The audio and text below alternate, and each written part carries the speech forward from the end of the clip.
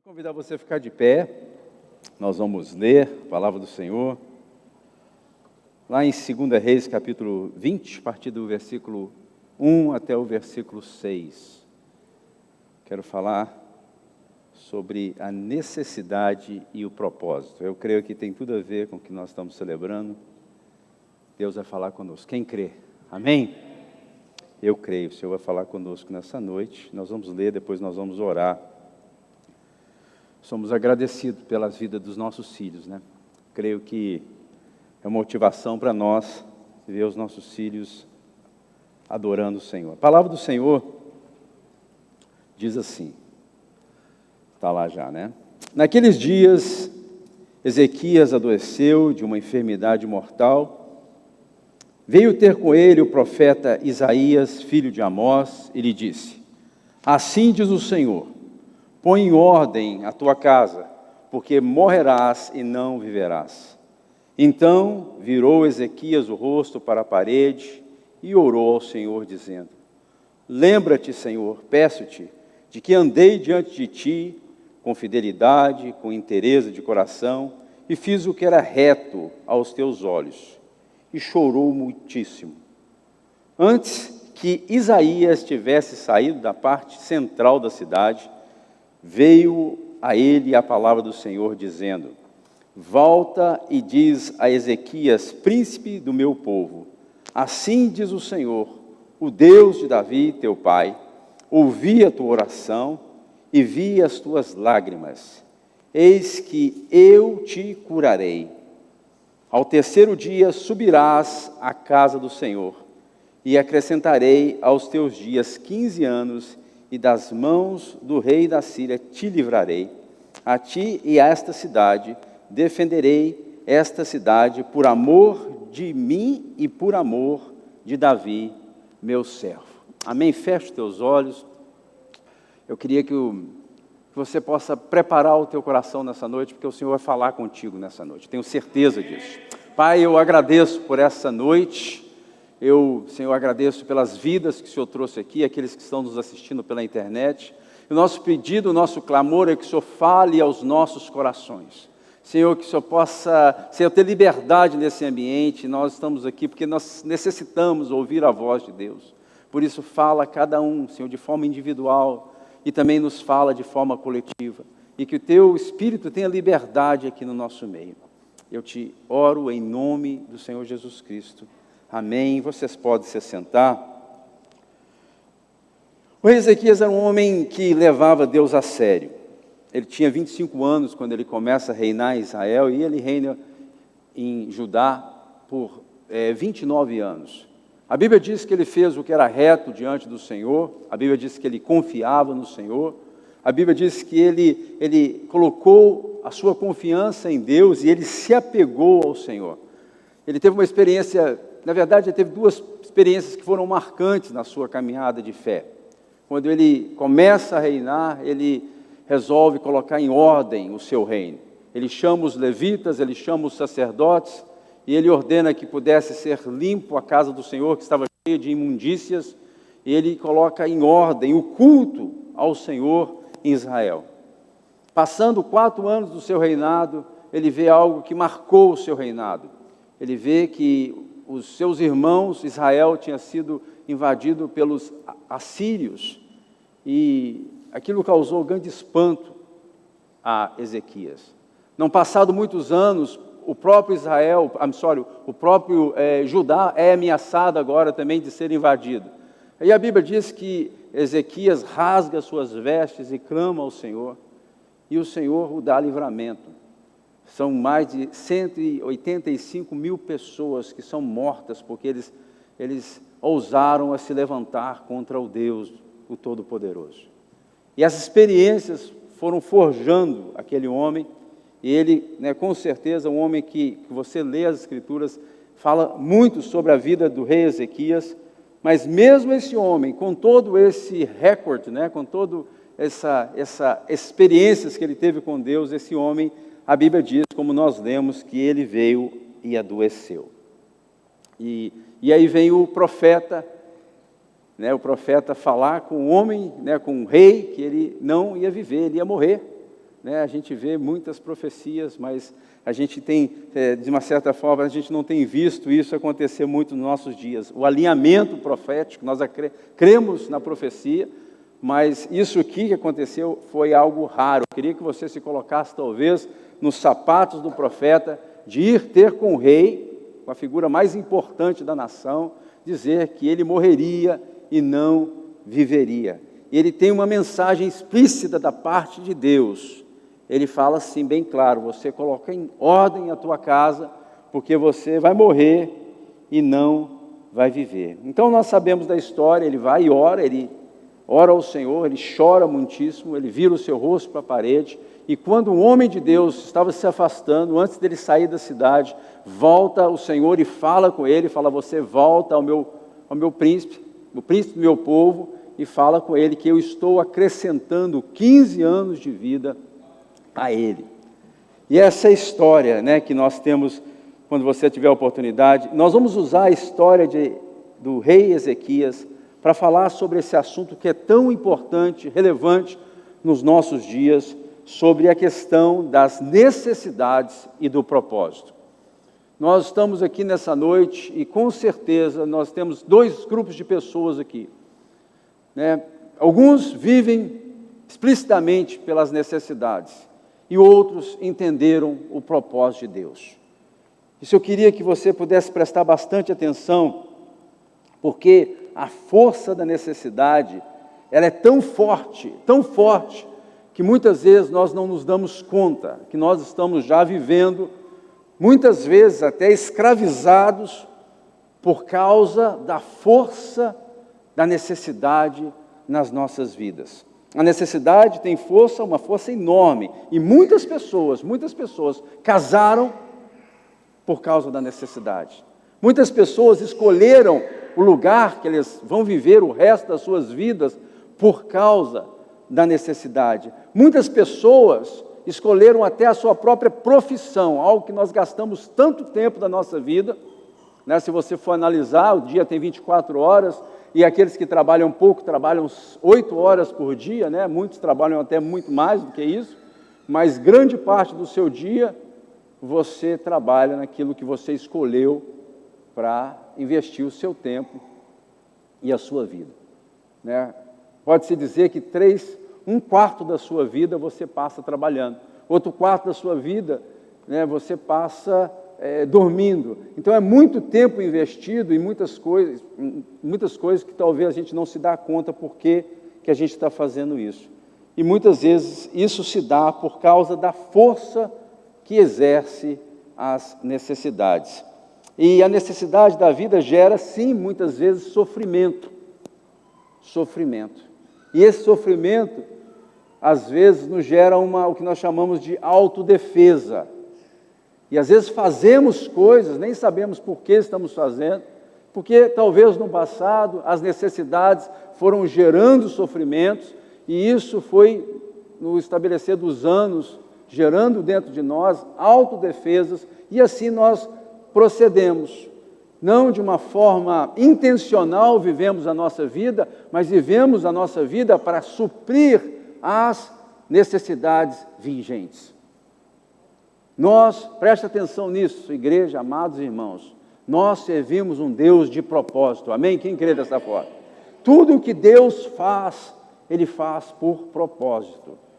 Deus, Ele é suficiente em si mesmo, Deus não opera em necessidades. Nós, como somos seres humanos, nós muitas vezes somos tendenciosos a viver para suprir as nossas próprias necessidades. Mas, em nome de Jesus, que o Senhor possa falar ao nosso coração, para que nós possamos entender que Deus nos chamou para que nós possamos viver uma vida de propósito e não uma vida, né, somente para que possa suprir as necessidades do momento. Então, a forma, né, que nós entendemos isso é que, inconscientemente, ou às vezes conscientemente, as pessoas gastam muita energia da sua vida para suprir as necessidades que vão aparecendo no decorrer da vida. Eu falo que necessidade é como enxugar gelo. Já tentou enxugar gelo? Você coloca ali, tenta enxugar, mas daqui a pouco o gelo está molhado, você não vai conseguir enxugar. Como nós não temos capacidade de suprir todas as necessidades que a vida nos apresenta.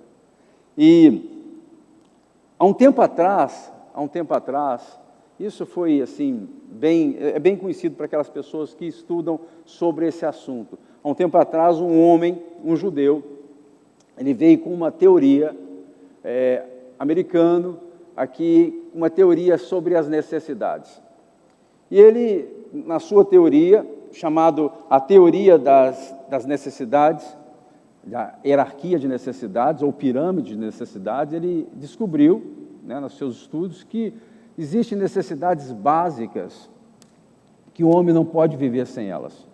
E o homem só pode, segundo a perspectiva dele, que o homem não pode viver sem que ele possa suprir essas necessidades que são reais na vida dele. Então ele qualifica, eu quero passar para você, ele qualifica a hierarquia de necessidade da seguinte forma. Primeira necessidade é fisiológica ou básica. Isso aqui para que você possa se manter vivo, para que você possa respirar, para que você possa comer, para que você possa descansar, beber. Ninguém consegue ficar sem beber, água na verdade, Ninguém consegue ficar sem dormir. Então são necessidades básicas que o homem precisa suprir. Segundo nível de necessidades que todos nós temos é a necessidade de segurança. Necessidade de segurança, de sentir seguro, não ter perigo, de alguma coisa acontecer. Necessidade de ordem, a necessidade de conservar o seu trabalho. Isso são necessidades que nós precisamos ter, faz parte da nossa vida. A necessidade da segurança da saúde, a necessidade da segurança da vida. São coisas básicas que nós precisamos sim suprir. Se a gente não conseguir suprir isso, a gente não fica realmente, vamos dizer assim, satisfeito. Outro nível de necessidade são as necessidades sociais. Então, ele concluiu que os homens, no sentido genérico, humano, eles precisam de ter relações humanas, de harmonia, sentir-se parte de um grupo, receber carinho, afeto de familiares, de amigos, ter relacionamentos afetivos. Isso é parte da nossa caminhada de vida e são necessidades que nós temos que supri-las. O outro nível de necessidades que ele chega à conclusão é a necessidade de estima, ou seja, a necessidade de se relacionar, a necessidade e a capacidade de ser adequado, a necessidade de sentir-se digno, respeitado, aceito, prestigiado. Isso é uma necessidade humana, e é verdade, porque a gente fica pensando como essas pessoas com muito dinheiro, com muito poder, eles querem ainda mais, alcançar mais. Isso é uma necessidade, muitas vezes, que está implícita do homem, e o homem sempre está buscando isso. A necessidade de autoestima é real na vida das pessoas. E o mais alto nível de necessidade que ele afirma é a necessidade da autorrealização, a necessidade de crescer, a necessidade de se realizar, de conquistar e de avançar. São necessidades básicas que o homem precisa para que ele possa chegar a, vamos dizer assim, a satisfação do ser. Bem, a conclusão, até mesmo Maslow, que é o autor dessa pesquisa e dessa teoria, ele chega à conclusão no final da sua vida que ainda estava faltoso, ou estava faltando algumas coisas na sua teoria, porque ele era um homem de pensamento humanista e ele chegou à conclusão que faltava o fator ou o aspecto espiritual daquilo que ele cogitou. E é uma verdade, quando você vai lá em 2 Tessalonicenses, capítulo 5, versículo 23, a Bíblia fala que Deus formou o ser humano um ser trino. Nós somos um espírito que temos uma alma e habitamos num corpo. Nós somos um ser tricômico, ou seja, nós temos 3 partes em nós, e nós não podemos somente pensar em uma e desprezar as outras. E quando a gente vai entendendo melhor isso, a gente vê que as necessidades são reais na nossa vida, ninguém pode negar isso. Eu não tenho, a ordem, a escala que ele fez sobre as necessidades, são reais, acontece mesmo, mas o que eu tenho, talvez, que eu posso refutar aqui naquilo que foi falado, é porque ele descarta Deus, ele descarta todas essas necessidades, elas não podem ser supridas somente com a força humana. E eu queria que nós pudéssemos pensar, né, juntos nessa noite, como saber se eu estou sendo movido pelas minhas necessidades ou se eu estou sendo movido pelo propósito de Deus. Quando nós lemos a palavra de Deus, e nós estudamos aqui um pouquinho, falamos sobre a vida do rei Ezequias, Deus, ele manda uma mensagem para ele. A mensagem é que ele ia morrer, para que ele pudesse colocar a casa dele em ordem. Né? Não foi isso? Então ali nós vemos claramente uma necessidade básica, que é a necessidade da vida. Sem vida nada pode acontecer, gente. Então era uma necessidade que ele tinha. Mas Deus não somente fala de uma necessidade com aquele rei, ele fala de um propósito. Qual era o propósito? Coloca a sua casa em ordem. O Deus de propósito, ele sempre vai trabalhar com um propósito e não somente com a necessidade. E às vezes nós nos colocamos aí numa luta desesperada para que as nossas necessidades sejam supridas. E isso vai tirando e roubando a energia das pessoas, a força das pessoas. Vive um dia após o outro somente para suprir as suas necessidades. Talvez algumas dessas que nós citamos aqui já. Mas o que a gente está vendo é que as pessoas estão sendo roubadas. As pessoas estão sendo roubadas de entender o propósito de Deus para as suas vidas. E o tempo vai passando, os anos vão passando. E as pessoas estão, muitas vezes, travadas, porque estão tentando, de toda a força, fazer com que as suas necessidades sejam supridas.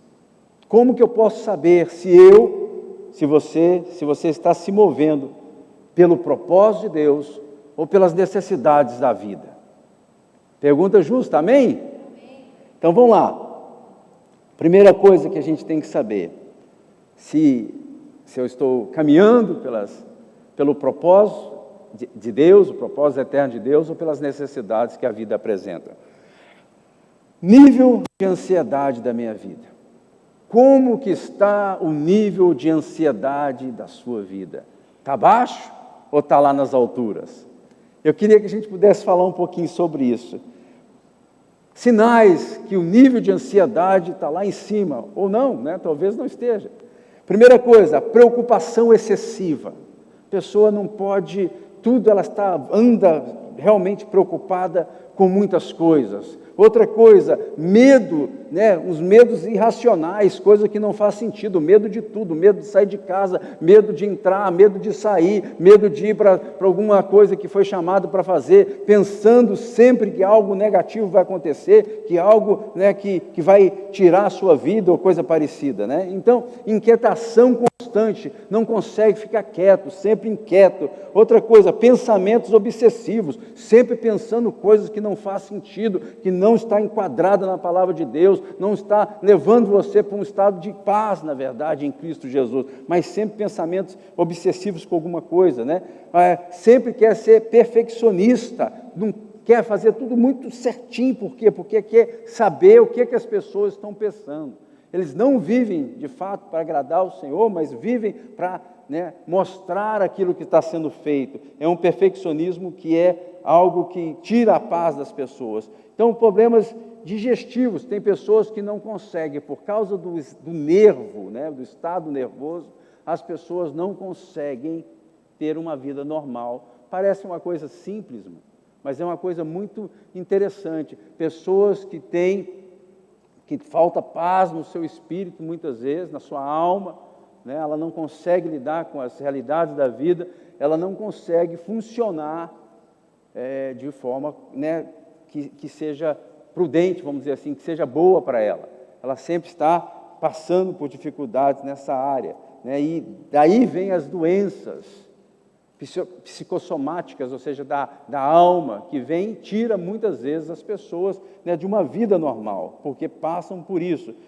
Um pessimismo constante na sua vida, desconforto, né, de fazer decisões. Tem gente que não consegue decidir. É por quê? Porque a pessoa está num nível de ansiedade tão grande que ela não consegue ter uma vida normal. Outra coisa, dificuldade de dormir. Parece coisa simples, mas isso tem feito a diferença na vida de muita gente. Falta de motivação de viver. Mostra e aponta que as pessoas estão num nível de ansiedade muito grande. Isso porque muitas vezes as necessidades da vida vão espreitando tanto essa pessoa que ela não consegue ter uma vida normal. A ansiedade, ela se torna clara quando somos governados pela força da necessidade. É bem claro na vida das pessoas. Qual o conselho que nós temos, que a gente pode tirar da palavra de Deus? Se você, né, se identifica com alguma dessas coisas que nós estamos falando aqui, é o que está lá em Mateus. Queria que pudesse colocar na tela, por favor. Mateus capítulo 6, versículo 25, começando ali. A palavra do Senhor nos ensina o que nós temos que fazer. Diz assim a palavra de Deus: por isso vos digo, não andeis ansiosos por vossas vidas, quando que haveis de comer ou beber, nem pelo vosso corpo, quanto que haveis de vestir. Não é a vida mais do que o alimento, e o corpo mais do que as vestes? Observais as aves do céu, não semeiam, não colhem, nem ajuntam em celeiros, contudo, o vosso Pai Celestial as sustenta. Porventura não valeis vós muito mais do que as aves? Qual de vós que, ansioso que esteja, pode acrescentar um côvado do curso da vossa vida? Porque andeis ansiosos quanto ao vestuário? Considerai como crescem os lírios do campo, eles não trabalham, nem fiam. Eu, contudo, vos afirmo que nem Salomão, em toda a sua glória, se vestiu como qualquer deles. Ora, se Deus veste assim as ervas do campo, que hoje existe e amanhã é lançada no forno, quanto mais a vós outros, homens de pequena fé. Portanto, não vos inquieteis, dizendo, que comeremos? Que beberemos? Ou como que nos vestiremos? Porque os gentios é que procuram todas essas coisas, pois vosso Pai Celestial sabe que necessitais de todas elas. Aí no 33 nos dá as respostas de justamente o que nós devemos nos amparar. No 33 diz assim: buscai, pois, em primeiro lugar, o reino e a sua justiça, e todas essas coisas que foram colocadas mais acima vos serão acrescentadas. Em outras palavras, busca aquilo que Deus tem colocado para a sua vida em primeiro lugar, que isso automaticamente vai tirar essa pressão que vem sendo algo que tem te escravizado muitas vezes.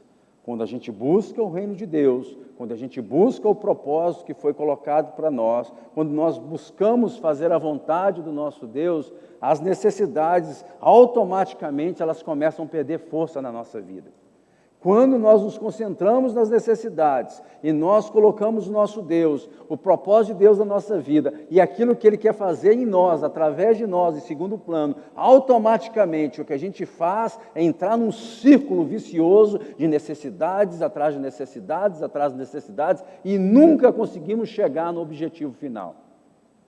E isso faz a diferença nas nossas vidas. Por isso que a gente vê tantas pessoas desgastadas, a gente vê tantas pessoas que já não têm mais força, já não têm mais vigor, até sabem exatamente o que tem que fazer, mas não conseguem fazer porque estão literalmente escravizadas pela força da necessidade.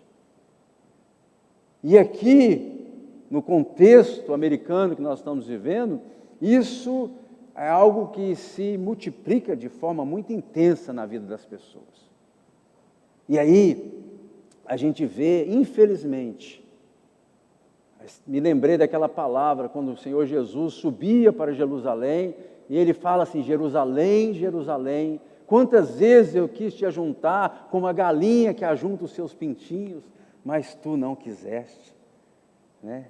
E assim eu vejo que o Senhor olha para nós e fala assim: meus filhos, quantas vezes eu quis ajuntar vocês, para vocês fazerem a minha vontade, para que vocês possam andar no meu propósito e a vida de Deus fluir através de vocês. Em outras palavras, o que eu tenho para você é muito melhor do que ficar nessa loucura que vocês estão vivendo para suprir as suas próprias necessidades.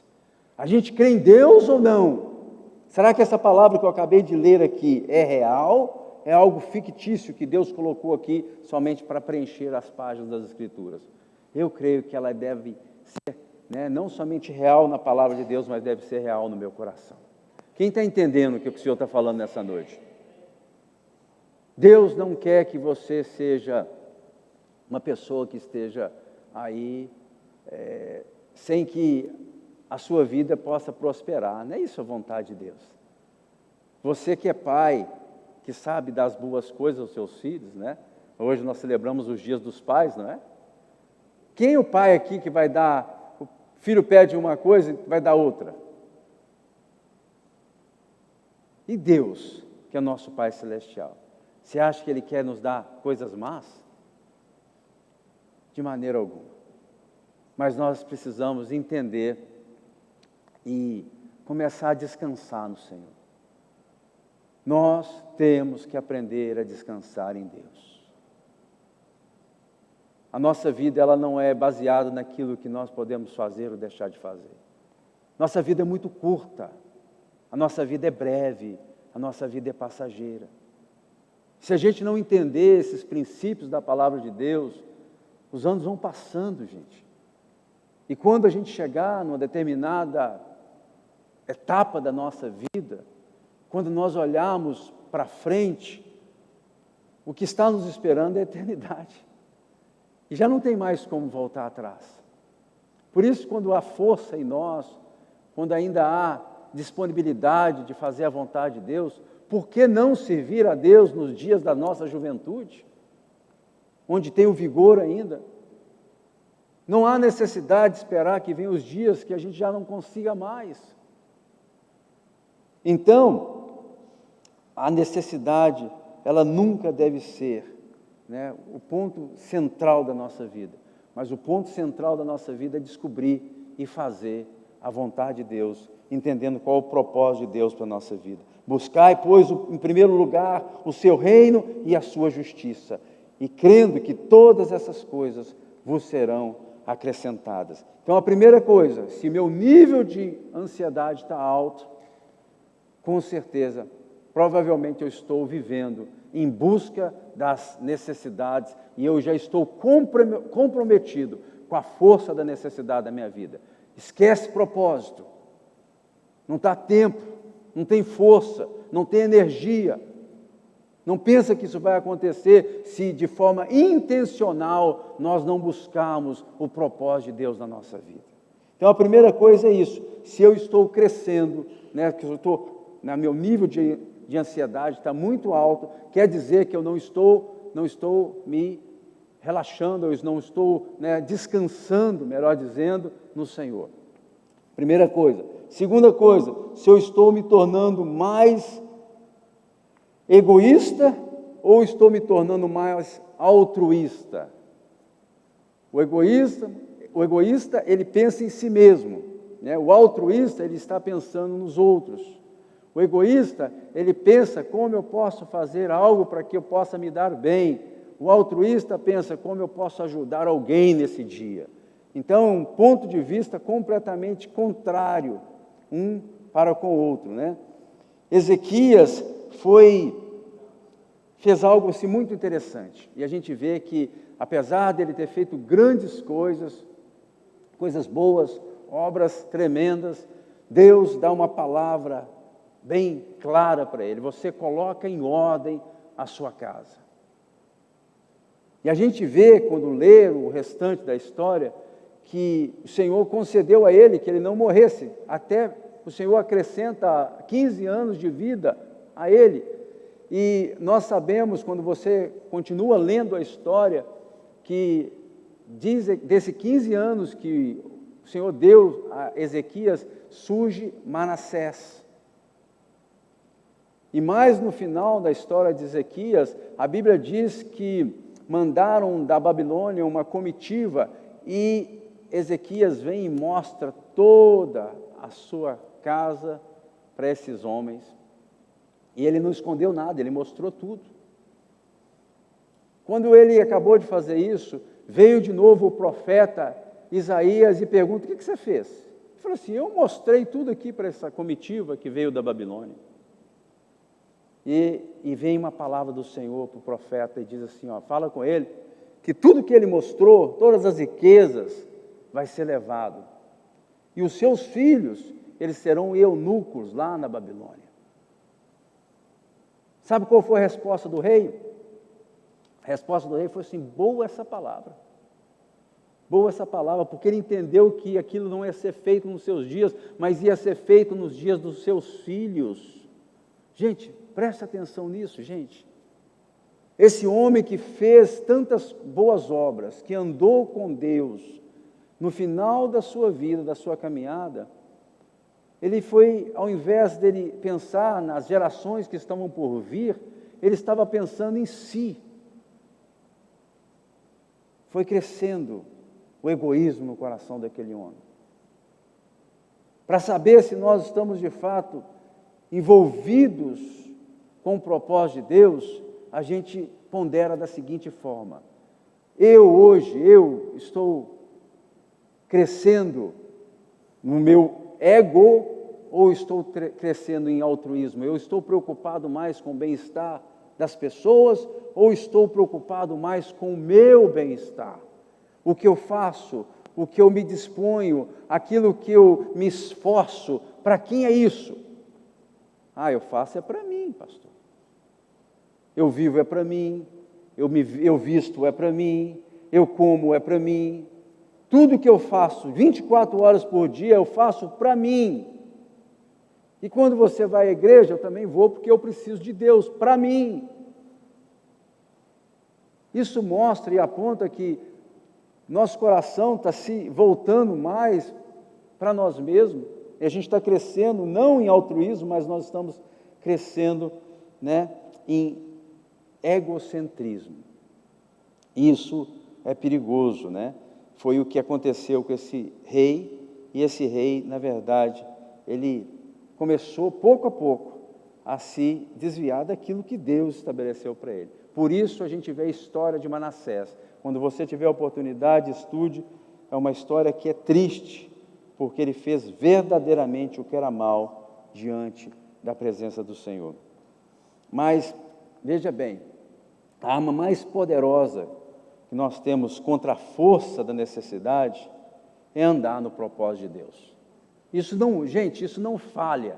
Se você descobrir o propósito de Deus para a sua vida, e você decidir não mais ser escravo das necessidades que apresentam durante os dias de vida que você tem, mas você fala assim: daqui para frente eu não vou ser mais escravo da necessidade, daqui para frente eu vou andar no propósito de Deus para a minha vida. As próprias necessidades cairão por terra na sua vida, não que elas vão deixar de acontecer, mas você vai ser suficientemente capacitado por Deus para que as necessidades na sua vida sejam vencidas.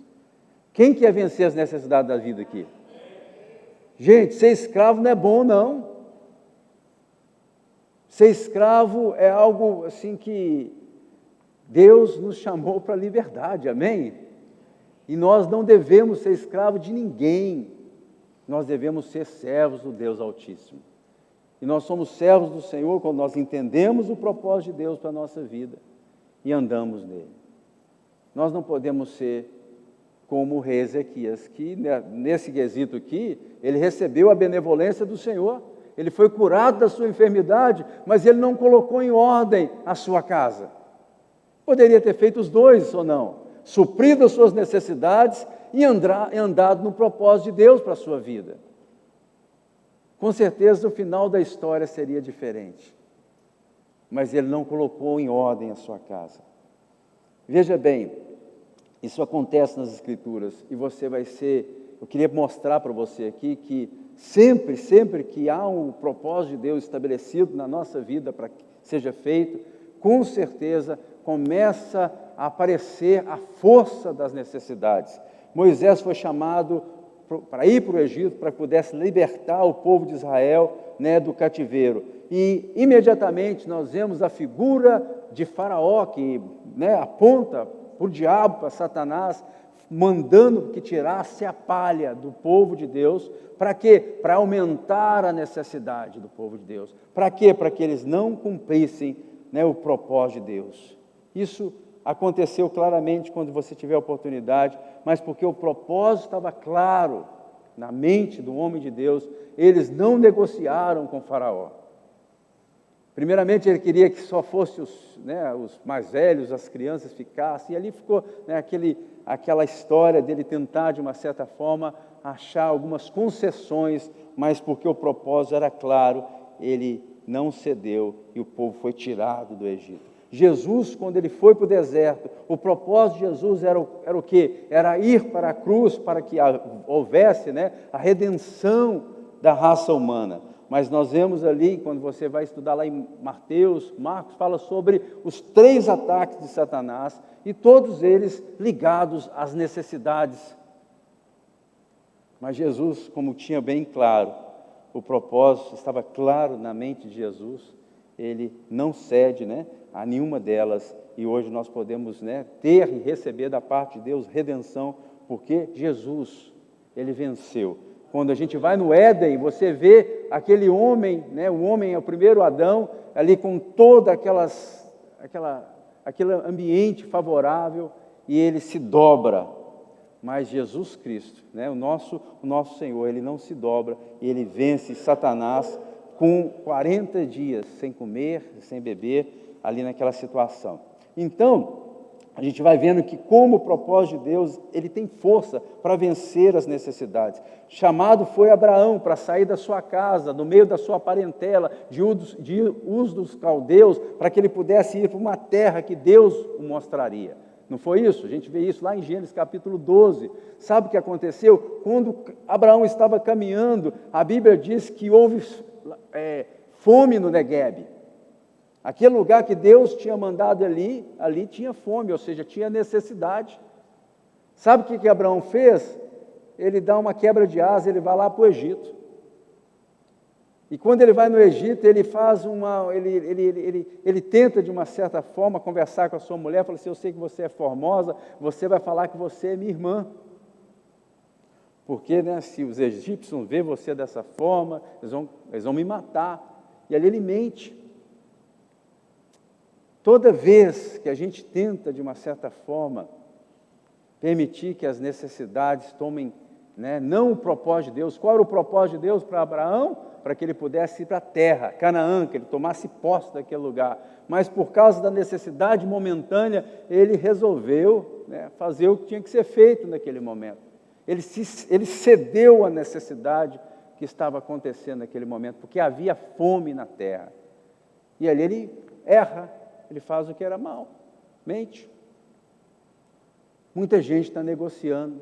Quando a necessidade vem, de fato, eles começam a contemplar a descida ao Egito. Eles pensam se não é a necessidade ali tão forte que, de uma certa forma, né, permite que eles possam fazer isso, descer e fazer o que tem que ser feito. E vão esquecendo, até mesmo de forma temporária, né, do propósito que foram chamados para fazer. Eu tenho certeza, presta atenção no que eu vou falar, tenho certeza que vocês não caíram aqui de paraquedas. Talvez vocês vieram aos Estados Unidos da América por causa de uma necessidade. Mas eu tenho certeza do que eu estou falando. Naquilo que Deus sabe sobre a sua vida, no propósito eterno de Deus, com certeza tem um propósito de Deus na sua vida aqui na América. E a gente tem que descobrir isso, para que nós possamos andar no propósito de Deus e não na força da necessidade. E a força da necessidade, ela é muita, gente. Ela não para. É como um buraco sem fundo, quando não é uma coisa é outra. E as pessoas começam a se envolver nisso. Mas quando a gente descobre o propósito de Deus para a nossa vida, a gente começa a andar nele, isso começa a fazer toda a diferença na nossa história. Paulo, ele conhecia qual era o propósito de Deus para a vida dele. Lá em Filipenses, capítulo 4, versículo 11, ele diz o seguinte, e às vezes esse texto é colocado de forma indevida, é usado de forma indevida. E ele diz assim, começando no 11, digo isso não por causa da pobreza ou necessidade, porque aprendi a viver contente em toda e qualquer situação. Tanto sei ser humilhado, como também ser honrado.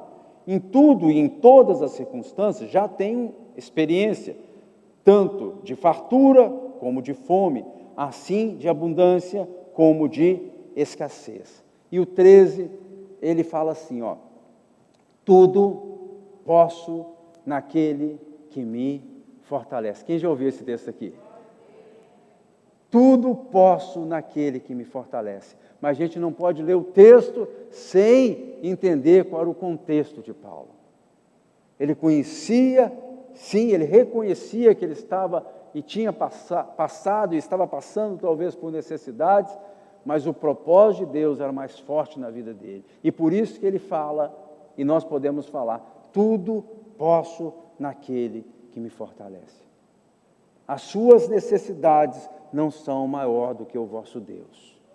Vocês não podem parar aquilo que Deus, nós não podemos parar aquilo que Deus está fazendo na nossa vida para que nós possamos suprir as necessidades que muitas vezes vão aparecer, são reais. A gente tem que descansar em Deus, nós temos que não permitir que essa tendência, muitas vezes egoísta do nosso coração, nos leve para longe da vontade de Deus e para fazer a vontade do Eterno. Ele tem duas propostas de vida para nós: amar a Deus sobre todas as coisas e ao nosso próximo como a nós mesmos. Se a gente começa a ter uma pegada mais egocentrística, mais egoísta, com certeza a gente vai começar a tentar resolver os nossos dilemas, as nossas dificuldades, e nós vamos colocar aquilo que Deus tem para nós em segundo, em terceiro plano. Tudo posso naquele que me fortalece. É a vontade do Senhor para a nossa vida. Agora, o propósito de Deus era que aquele homem pudesse ter a casa dele ordenada, pudesse colocar em ordem a casa dele. E Ezequiel, ele foi curado da enfermidade, mas a casa dele ficou em ruínas. Eu fico pensando, como é que está a nossa vida? Será que nós estamos de fato sendo levados pela força da necessidade, ou nós achamos aquilo que Deus tem para nós, nós entendemos o propósito de Deus para a nossa história, e nós abraçamos isso de uma forma tão intensa, que necessidade nenhuma nos tira daquilo que Deus tem para nós. A necessidade maior do ser humano, preste atenção nisso, é ter um encontro com Deus. Nada, absolutamente nada pode substituir isso. Se o homem, se a mulher, se ela não tem um encontro com Deus, ele vai ser um miserável sobre a terra. Ele vai tentar muitas coisas, mas ele não vai conseguir chegar a lugar nenhum. Ele vai dar muitos passos, mas ele vai ser parado pelas circunstâncias da vida. As próprias necessidades que nós acabamos de falar aqui, elas são tão intensas e elas mexem tanto com o nosso ser que a gente não consegue lidar com elas. Quando nós nos submetemos à vontade de Deus, quando nós entendemos o propósito do Altíssimo, quando nós andamos e abraçamos aquilo que Deus tem para nós, as circunstâncias, as necessidades, as dificuldades, as lutas, os desafios, eles não podem nos deter. Não podem, não tem poder para isso. Por quê? Porque o poderoso, o grande Rei, o Senhor da glória, Ele está conosco. E há algo em nós que é muito mais poderoso do que qualquer necessidade apresentava ao homem. O Espírito Santo de Deus habita em nós, gente. Por isso que Paulo conseguia superar tantas coisas. O cara estava preso, ele estava pregando para as pessoas na prisão.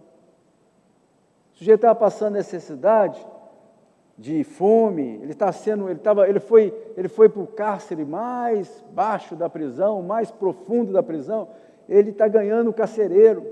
E a vida dele assim se movia. As pessoas perguntam muitas vezes, vocês são pastores, como é que vocês lidam com tantas situações ao mesmo tempo?